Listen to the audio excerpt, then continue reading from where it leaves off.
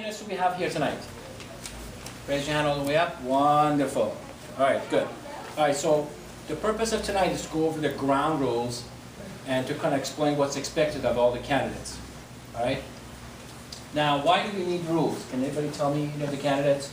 Rules? Are rules bad or good? Yes?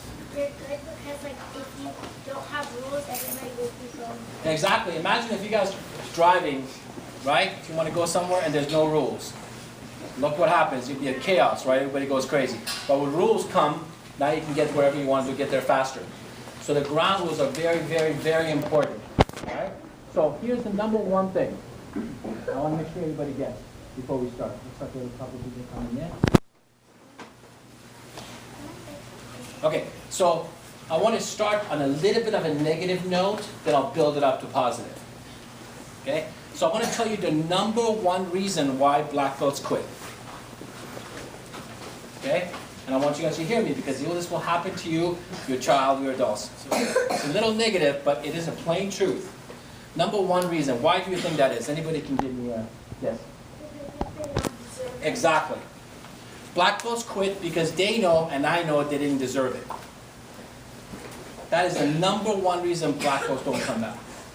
You can blame it on everything else, whatever, fear. It's what it comes down to is the fear. Because the day, begin with the end in mind. This is the first day. The last day, hopefully the last day of the training, will be the day you come in front of me in a candlelight ceremony and I put your belt on for you. The day I tie that belt on you, you know and I know if you deserve it. And we both know you didn't, you'll never come back. You might come back for a couple of bits just to show it off, but you're done. Right? That is the number one thing. Make sure you understand that. And I hate to say it's negative. It's not a negative thing, right? But that is the number one reason for me. You want to make sure you do everything possible. So when I tie that belt on you, you know in your heart that you absolutely did your best. And there'll be no fears later. Okay? So I'm going to tell you a little bit about my background. For the last 30 years teaching black belts. Who got their black belts and who got long-term and who got short-term benefits. I still keep in touch with some of the junior black belts. The fact that they're training or not has nothing to do with it. But the long-term effect, I keep stats on what kids did what made them stay, what didn't do or whatever. Right? And I'll tell you what it came down to. They absolutely did their best, and their parents were all the way behind them. I could always go back, trace it right back. Right? But it was a team effort. Right? That's what they got there. And the benefit went all the way through their life. I got kids, that they were like, your age with me, 8, 9, 10-year-olds, and they're like, one of them is a brain surgeon right now in New York. Still keep in touch with me. As a matter of fact, he did a thesis on martial arts. Even though he never did it again after 12 years old. Right? That's a benefit that will stay with them for a long time. Right? So, if I go back, always go back to one thing. They did what they're supposed to do. The day I tied that belt, they knew exactly they did their absolutely best. The ones they didn't, even though they became adults, they didn't even mention to anybody they were black belts. They're not proud of it because they know they didn't do their best. Do you understand? And they blame it on, oh yeah, it's a black belt, And the parents will make fun of it. They're like, oh yeah, I got mine from JCPenney, and they make fun of it, right? But underlying all that is they know, God, if that go back, they would do it right again. I just saw a great sign that said less than 1% of the kids do martial arts general. Less than 1%. More than 90% of adults wish they had.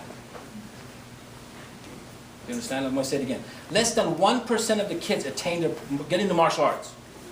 Even less than that good. But 90% of adults wish they had. Look at the difference. Right? I'm sure none of the adults here, but generally speaking they would. Right? All right, so I'm going to start with the first one of the ground rules. Okay? So the first one is simply care. Right? Do not make this a black belt journey a hassle in your household. in your home. If it becomes a hassle, it will backfire on you. Next 6 months will be the most miserable time. Don't make it look like one of those projects you have to do in school for your kids and you hate it and you sit with everybody else and massage each other's heart and confess how bad I am. Where did I come up with all this stuff? What does it have to do? Don't make it a hassle. You got to get involved and make this the most exciting thing for them, because you have no idea the benefits will be for the rest of their life. Do you understand? So it's very, very important. It's extremely time consuming to become a black belt here for the next 6 months from today on. If you do not have the time, if you have a bar mitzvah coming up, bat mitzvah coming, if you have something else come up, do not test. Don't say, well, you know what, we'll just get over it and whatever. Okay? Wait till the next year. Make time for this and make this special. If you don't, it will backfire on you. Not now, years from now it will backfire on you. Make sure you understand this. Make sure this is by far the most important thing after school and family. The most important thing for the kids. If they're done essays, double check the essays. Challenge them. Why are you writing that? What is that for? Okay? And challenge me. Oh, you're doing this and this and this. What's the purpose of this? And I'll tell you what the purpose of each one is. And you'll see how far that's going to take you. Okay? Do you understand? So that's the number one thing. Make sure none of the stuff that we do here becomes a hassle. Because 4 tests are 6 o'clock in the morning. They have to be here at 5:45. Okay? You get up in the morning, God, that's the last thing I want to do. Your son, your daughter will hear that. Okay? Your kid is getting a black belt, but you're going to go through a journey too. Make sure you understand, this is your journey as well. If it's not right time for you, don't do it. Do it next year. But if it is, you committed, you got to go all the way through. Okay? So I'm just going to run through these really quick, then we'll talk about it a little bit more. Okay, so one of them is be a participant, not a spectator. Okay? Don't sit back and watch this thing happen. Get involved. Right? Okay? So get involved in this, why we're doing this, what's the purpose of this. You guys are required to visit a couple different places. One of them is Museum of Tolerance. One of them is the Self-Realization Center. Some of you guys might say, oh yeah, 10 years ago I went to school tour, I went to a Museum of Tolerance. That doesn't count. You go again. But this time you go as a black belt candidate. You understand what ultimate violence is all about. On the same day you're going to go to a museum, you're going to go to a Self-Realization Center, you see ultimate peace. Right? Then you sit with your kids or loved ones, your husband or wife, and you say, hey, what was that all about? Why did we do this? What the heck happened over there? Why did somebody do this? Why are we doing this? We're learning martial arts, right? Martial arts. Martial means war, right? Arts means looking good doing it. But there is a martial aspect to this. Second pretest is all fighting. Okay? And we're going to invite other people, strangers, to come and fight every one of you guys. And you're going to experience some fear. Because there's a guy in front of you that want to take your head out. And you don't know them. But that's the lesson, right? Because ultimately that's what we're preparing for. We're getting you guys ready, God forbid if you ever need to use it. All right? Thank God in the last 30 years we never had serious injury, but we've had broken neck and broken arms and stuff like that. No, but no serious injury. But we do create the pressure for you. Okay? This journey is about being on time. 5:55 we shut the door. Almost every year we get a parent who shows up at 6 a.m. and they have to go back home. Make sure you understand that. We don't do it because we have anything against you. I'm a parent. I know what it's like to get the 3 kids ready. One of them the kind of guy. I know all that conversations. You may not be late for any of the classes. Being on time is 5 minutes ahead of time. Even if I say you can come in, you should not. Let's make sure you understand that. If you come and miss a class, even from now on a regular class, starts at 6:45, 6:40 you should be on the floor, ready position. Not for me, for you, because that's what you're supposed to be doing. If you're late for a class, you come and sit down and watch. If you're 5 minutes late, you don't come and ask to join the class. You sit down and watch the class. You understand? If you miss a pretest, you're done. But there's nothing to make up on a pretest. They're all experiences. Right? All the parents are encouraged to come to any of the tests if they want to. You want to come watch? Wonderful. For most of it, you'll be bored out of your mind. right? Because your kid won't be doing one thing. It's an individual test, so your kid might be up for 45 minutes or an hour. The rest you have to watch everybody else. So you might want to kind of see where you want to do, where you want to spend the time with. Every test we do outside hiking. Okay? We want all the parents to come if you can. That'd be great. We'll tell you way ahead of time. We start with a hike outside, a 1 mile run, then we come back to the studio. We'll tell you exactly, and all this information. By the way, everything I'm telling you is online already. So there's a copy of everything I'm telling you, plus I'm going to video this and have it available for you guys. All right? So, the next one is, during this journey, and this is a request I have, and I fall into this every time. Don't make me an offender for a word. And I'll tell you what that means. Let's say I'm talking to everybody, and I'm going, oh yeah, everybody do that, but all the Jewish people don't do that. And all of a sudden, everybody just shuts me down. Oh, Jewish people? Is that what he said? That's it. I'm done. I'm going to cut him out. I'm not going to listen to him because he said this one word. Does that make sense? So be stronger than that. Be bigger than yourself. Don't make me an offender for a word. If something happens, don't stick to one thing. Look at the overall thing. There's a reason why we do something. Right? And come and ask, and I will tell you what that is. Do you understand? So anything I say, don't make me an offender for one action or one word. Please. Okay? So let's go over... Okay. So number one thing. Candidates, raise your hand. Keep your hand up. You are required to make your bed every morning after you wake up. From tomorrow morning. Your parents will help you. You do not go get breakfast. I don't care what the parent says. Sorry, parent. But in this case, you get up, you go to the bathroom, brush your teeth, whatever, you make your bed. Okay? And I'll tell you, and you won't know what that's for. But if you start your day with an act of discipline, it will stay with you for the rest of the day. You'd be amazed what that does. You won't see the benefits now. So put your hand down. So parents, don't make their bed for them. If they forget, you leave the bed exactly the way it is.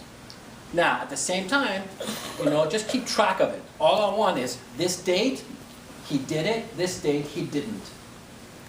And just email me those dates, so I know what's going on with them. Do you understand? And definitely encourage them to make that happen. But we want the first thing in the morning start with a disciplined act. Like you're going to get up. As soon as you get up, you go to the bathroom, brush your teeth, whatever you do, you make your bed. I don't care how much in a hurry you are. Okay? So that's number one. Number two. Raise your hand.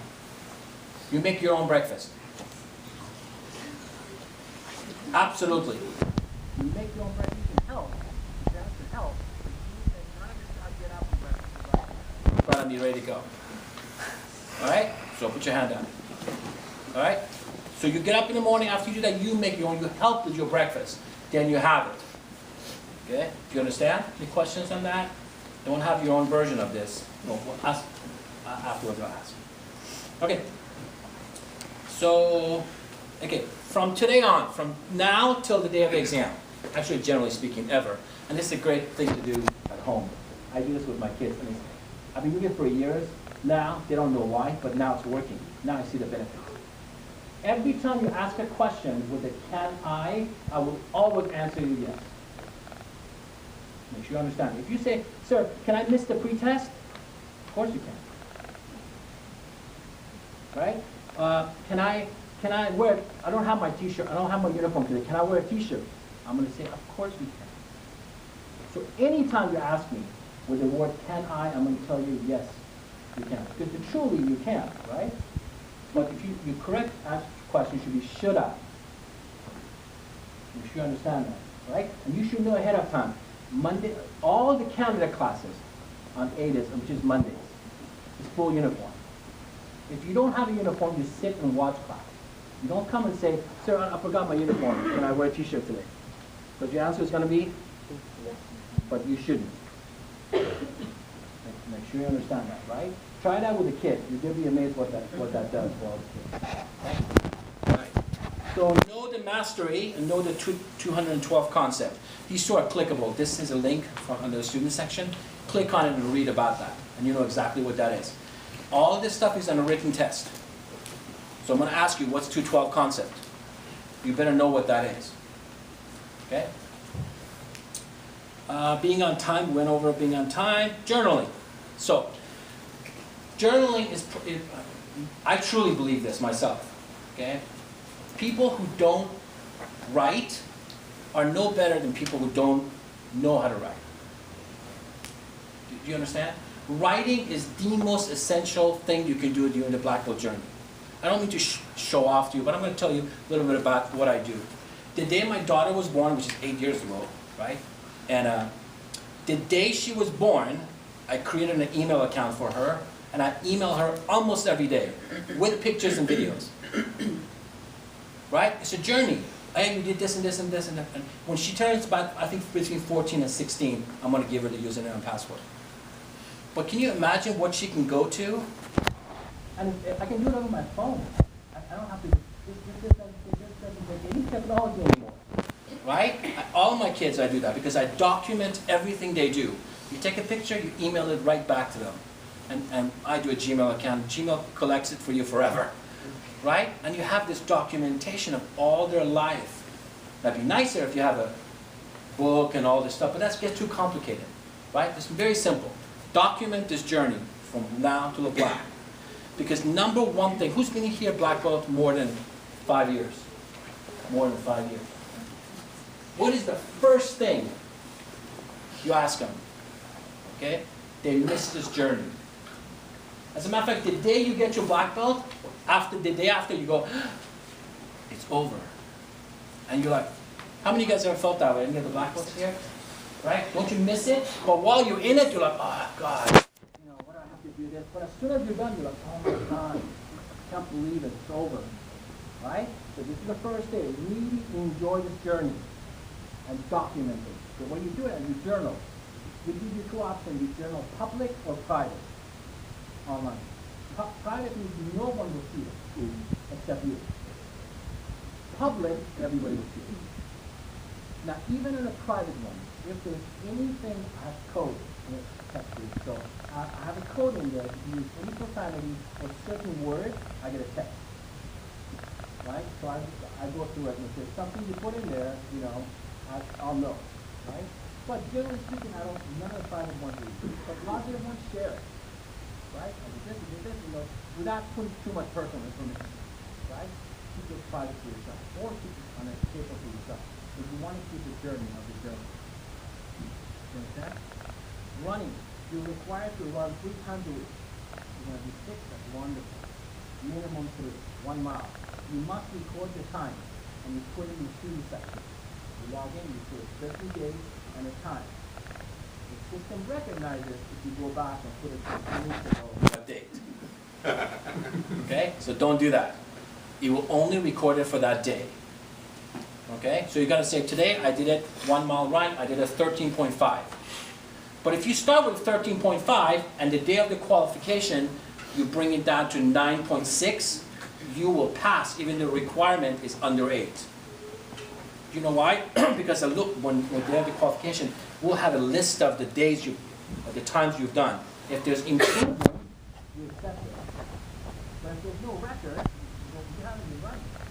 So, you know, 9.4 is not accepted. So, you understand? So record your time. You're choosing for that one for us. If it's something to do with change, something to do with change, every time you see that number drop. Accept something in your self-confidence. Because it's the fastest and the most effective way to do something. Say what you said you do. Stay on your word and confidence will get high. Tell yourself you're going to get up in the morning and run and do it. Something will go up. Fastest way to go down your self-esteem is go out and go in. You understand? So if you set goals, you run and you see it's going to jump.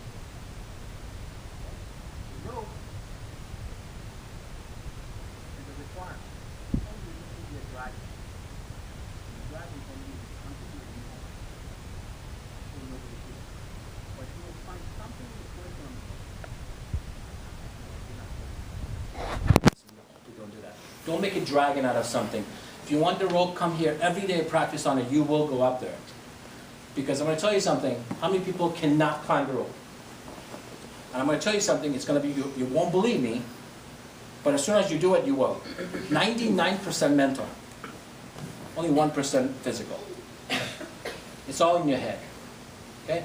Anyway, so make sure you understand that climbing a rope is very important. Don't make a dragon out of it.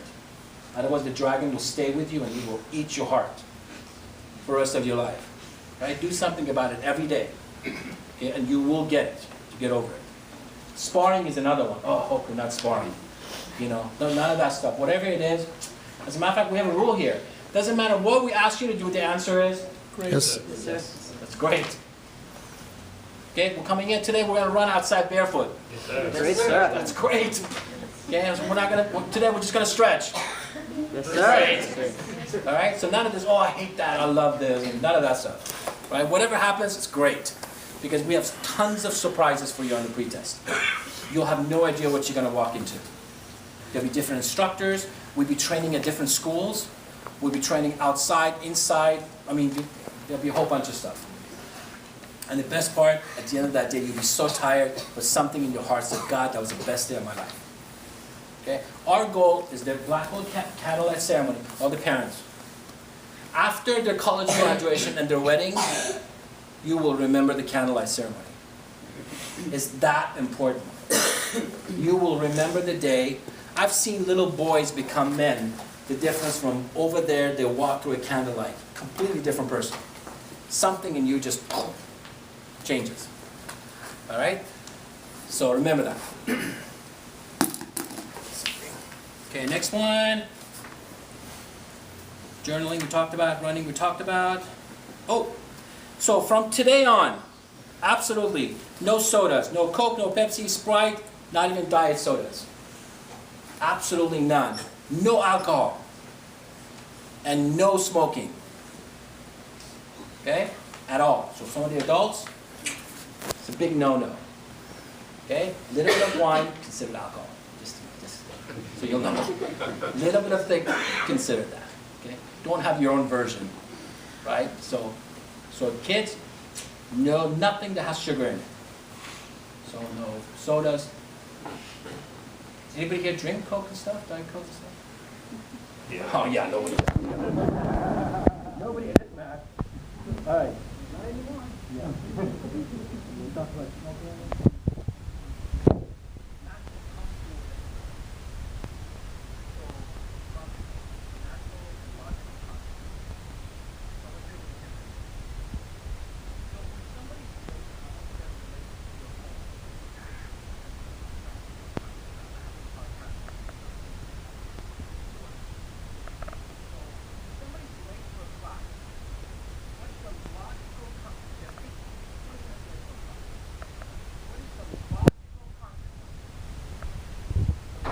Consequences, I get mad at them.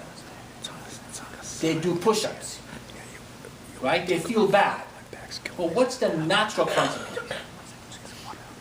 They miss the learning. Do you understand the difference? They miss what so imagine this. Right now, we're missing almost quarter of the candidates are not here and their parents. So can you imagine the natural consequence of them not being here about this journey? What's going to be the logical one? Anybody? What's going to be the logical consequence for them? The kid will say, oh, you should have been here, you know, we missed this, and you're like, it's Monday, I should have, whatever, I could have been here, right? But what's the natural one? They won't understand what we just talked about. So for them, it becomes a hassle. And they'll go, I can't believe that parent's not unhappy they're doing it. What are we missing? Right? You start getting this thing like your seed is separated. Do you understand? That's the value of doing this, right? So when the kids don't make their bed, what's the logical consequence? You get grounded. People are mad at you when you don't clean your room. What's the natural consequence? You have a messy You room. go back to a messy bed. They can't find anything in their room. Do you understand the difference? So when you start thinking about natural consequences, they're a lot more powerful than logical ones. Do you understand? And the kids will get it. Like, this is the reason why you do this. You don't want to do it, then that's what happens. Right? I did that to my kids one time. Get up in the morning, and how do you guys have a hard time getting kids dressed in the morning and getting them to school? There's nobody here. Well, I did. So, you know what I did? I created a system for Arya and Layla. They have to get their clothes before they can go to bed. They have to lay it down on the ground. Sometimes their room is a mess, but this floor, the clothes are like a statue on the ground. The shoes, they have the shirts, right? And they get up in the morning, everything is a mess, but that's right there, right? So we created a system for them to get it, right? And all it took was one morning they were late, we didn't take them to school. That's a natural consequence. You know, you're not ready, we're late, we're not going to go. But it doesn't mean you have to sit home and watch TV. You literally sit on the table for 8 hours. Took one time, and that was it. Okay? So I'm not telling you to do that, but that's what it is. Anyway, so that natural logical consequence, friends are welcome, getting to know your team members. Kaizen report. Kaizen, that word right there, is a Japanese concept. It was actually created by an American person. It's the weirdest thing. But he went to Japan and took it to some Japanese companies. Took it actually to Mitsubishi. But anyway, Kaizen means constant and never-ending improvement. So in Japanese, they say Kaizen, like whatever you're doing, try to make it a little bit better. A little bit better. So that's Kaizen. So we ask for Kaizen reports. Daily, weekly, whatever it is. Basically what that Kaizen report is that that's your way of communicating with me, personally. Nobody else will see it. And you telling me what went right, hopefully most of the time, and what went wrong. Do you understand? That's the purpose of a Kaizen report. So if you tell me, hey, you know what, I came to this today, I just want to let you know, my experience was, you don't want to talk about that. And big thing, don't Kaizen and journal the same thing. They're completely separate. And don't get smart and do a copy and paste one to the other one. Because they're two different things. Kaizen, you're talking to me. Right? You just write down at the end of the night, hey, we did this and this, I love doing this, or I don't understand this, or whatever it is. Or you can just tell me, you know what, as far as, you did this to me, it really made me feel bad. Right? Then I'm going to say, tough. No, I'm just kidding. But, you know what I mean? But you communicate with me.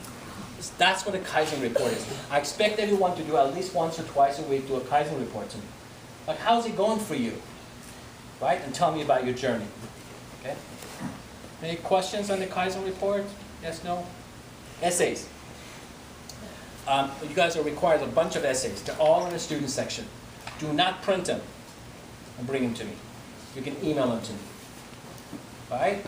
Whatever you send me is considered public. And what I mean by public means other students, not general public, can see it. If there's an essay you send to me and it starts with, please keep private, then it will go into our database where nobody will be able to see it. That means you fulfill your requirements when nobody else will see it. Hopefully there won't be that many. But if you talk about something and you had a very emotional experience about the Museum of Tolerance and you just don't want to share that with everybody, share it with me. I'll just make sure nobody sees it. Okay? So if you want that, you just have to start by saying, when you email it to me, please keep private.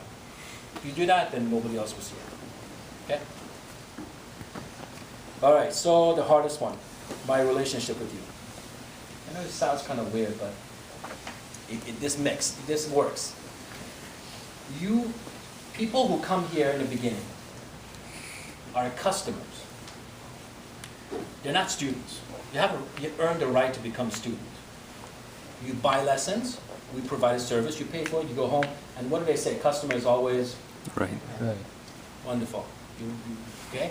After a customer, after a while, you become a client. What does that mean? That means there's a little bit more relationship. You know what's going on. You personally know, I know what's going on with you personally. You know what's going on with us. You don't take things as personal. Do you understand? So there's a little bit more personal.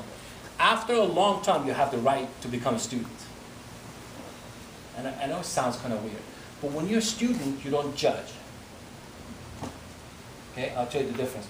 If you're a student, a martial arts student of ours, when you come here for a class and you go, oh, Mr. Fariborz is not here, Mr. T's teaching class. No, I don't take